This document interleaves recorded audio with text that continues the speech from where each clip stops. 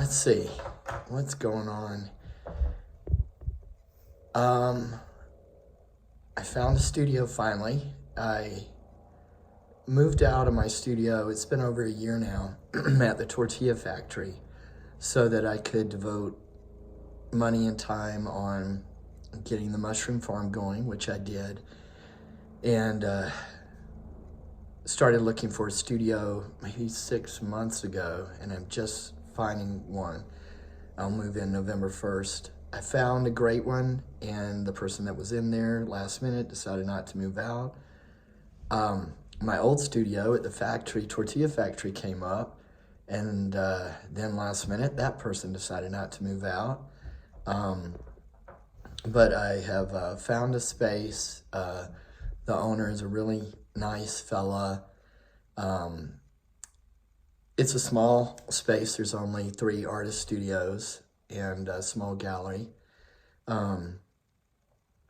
It's kind of out of the way, so there's not going to be the exposure as my last studio, but that's okay. I'm sort of in a quiet mood, and I'm going to be using the studio for painting, but also for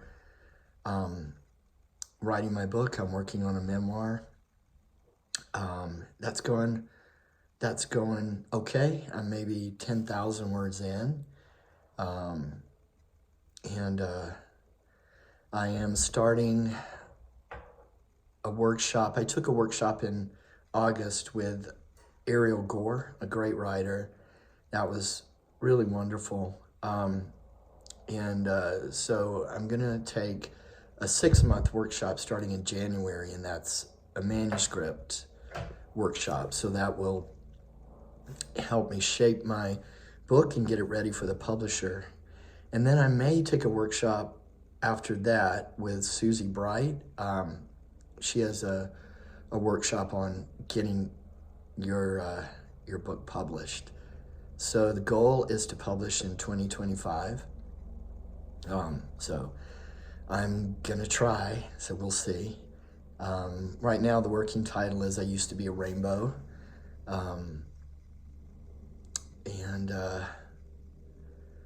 I've been working on growing mushrooms, but mostly what's been happening recently is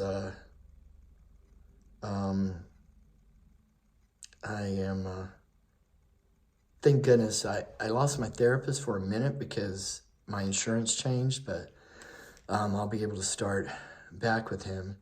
I've been processing a lot of grief and loss.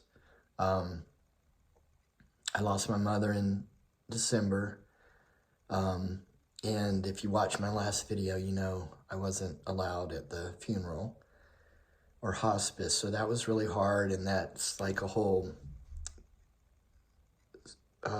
sort of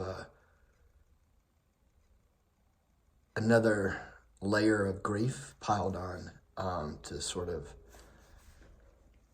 I need to still I'm actually feeling closer to some peace with that, but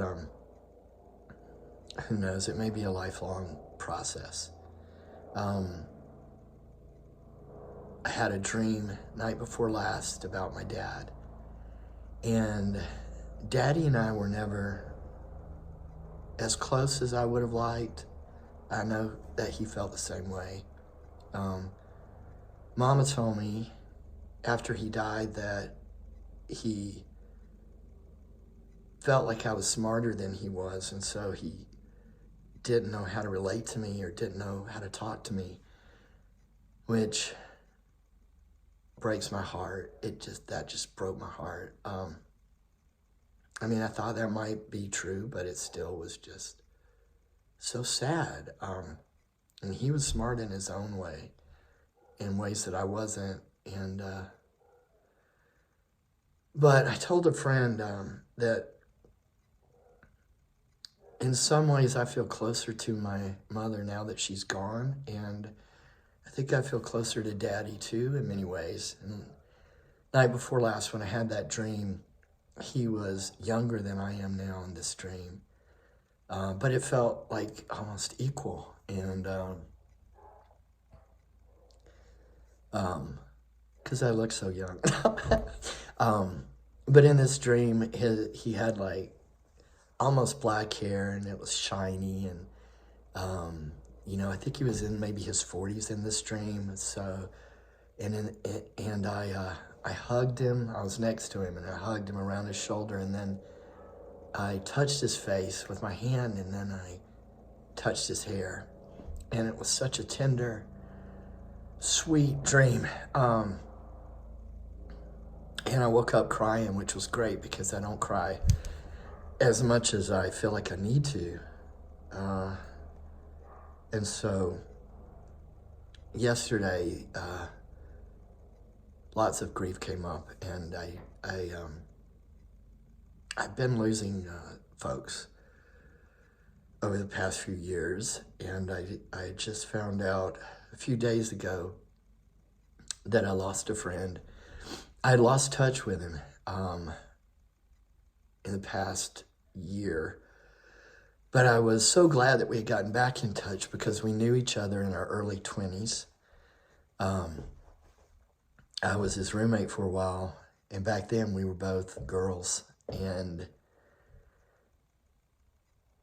back then, he was this amazing drummer. He was kind of famous when he was a kid.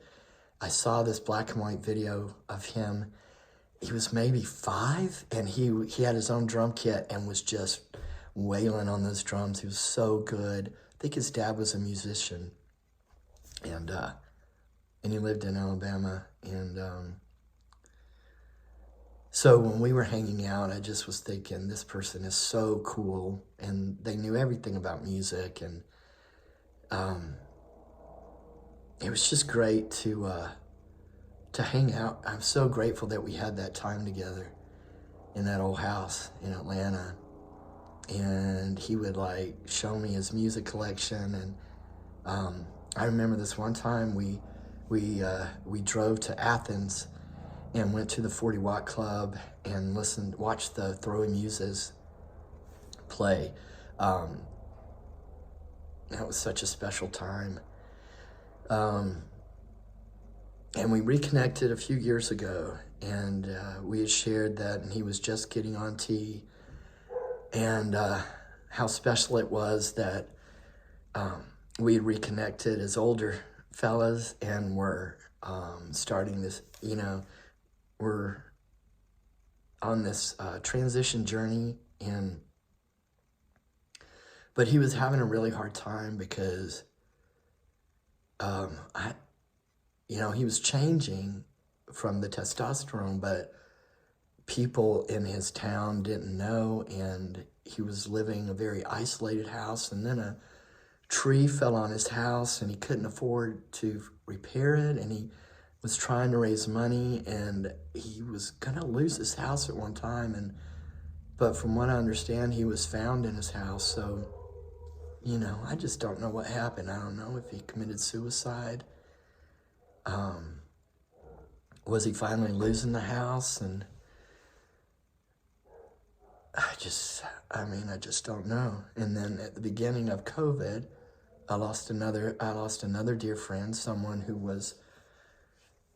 this friend of mine who just passed knew, and we were all buddies back then. And then there was this other friend in that group, Scooter, that passed away. So like out of 6 of us, half are gone. Such good people and important people in my life. And at the moment I have a dear friend who, luckily I do get to spend time with them. I'm going to go up and deliver a pizza tomorrow, the next day. And she texted and told me she has cancer. And just the funniest person I know. We laugh so hard. So she texted week before last and said that she has weeks instead of months to live. And we were texting this morning and, you know, cutting up. And so I'm going to deliver pizza and hopefully some laughter. And so all of this has been going on. That's why I haven't made videos. I've been working on myself and processing these things. And I don't like to necessarily make a video and cry.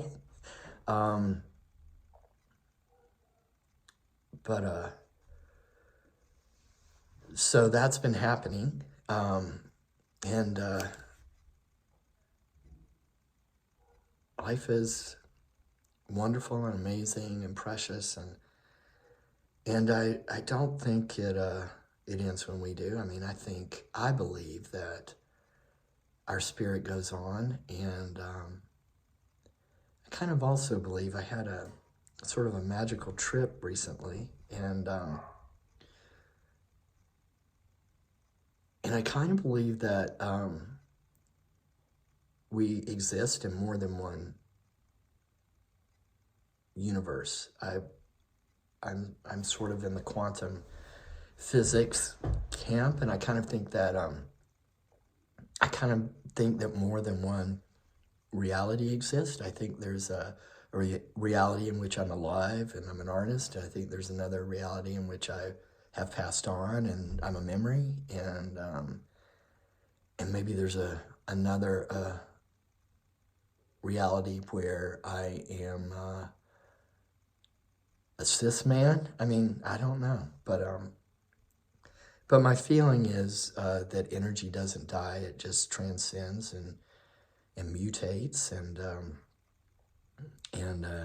I'm sure I'll have many transitions.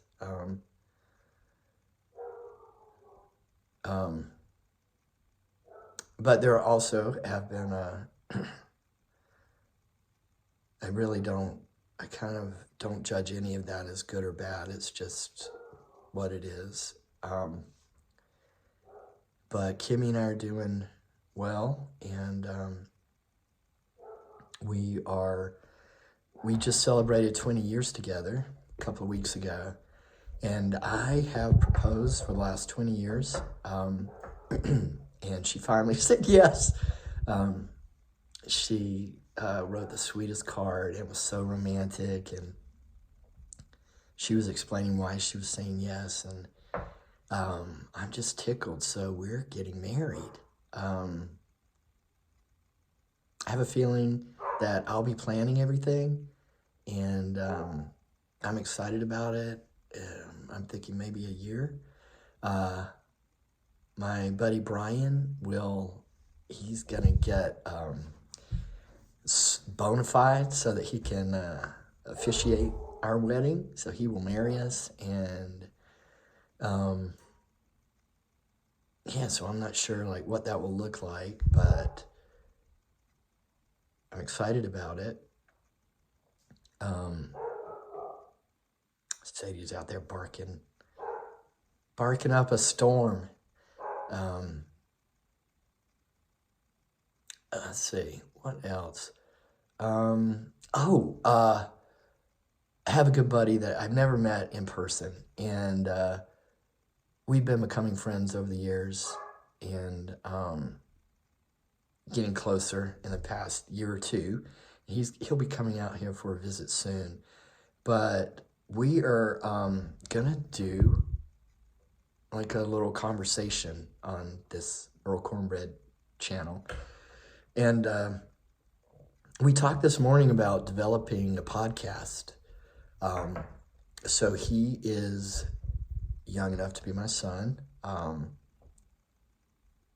twice his age, so will be like a multi-generational conversation, and I'm really looking forward to it.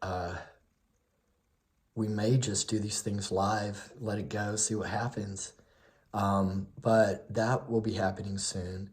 I plan to start making these videos regularly again.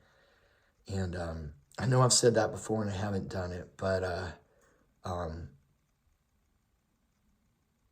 have always intended to, and I never meant to be away so long. It's just been heavy. It's just been not something that I was ready to really, I don't know how to make these videos any other way than just coming here and talking about what's happening and how I feel. I don't plan what I'm saying.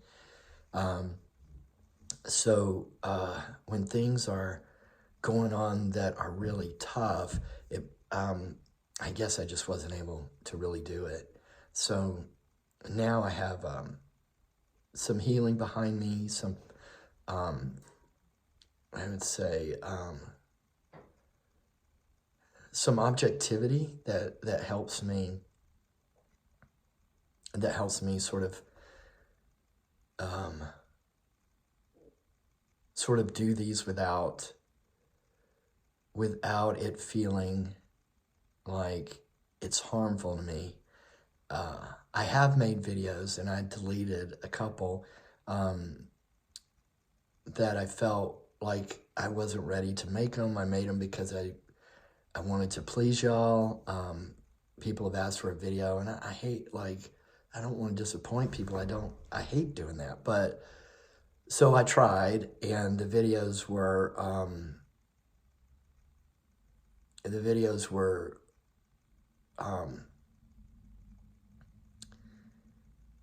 it didn't feel safe. It just didn't feel safe. I wasn't ready. I was too fragile, and so I have to do these in a way that feels good and right, not just for me, but kind of for everybody. So it actually feels really good to be back today. And I'm looking forward to making more of these. I'm going to try to make one before I move into the studio. And then I'll certainly take you to the new space. It's nothing fancy. It's more narrow. It's smaller than my other studio. It doesn't have like a window. But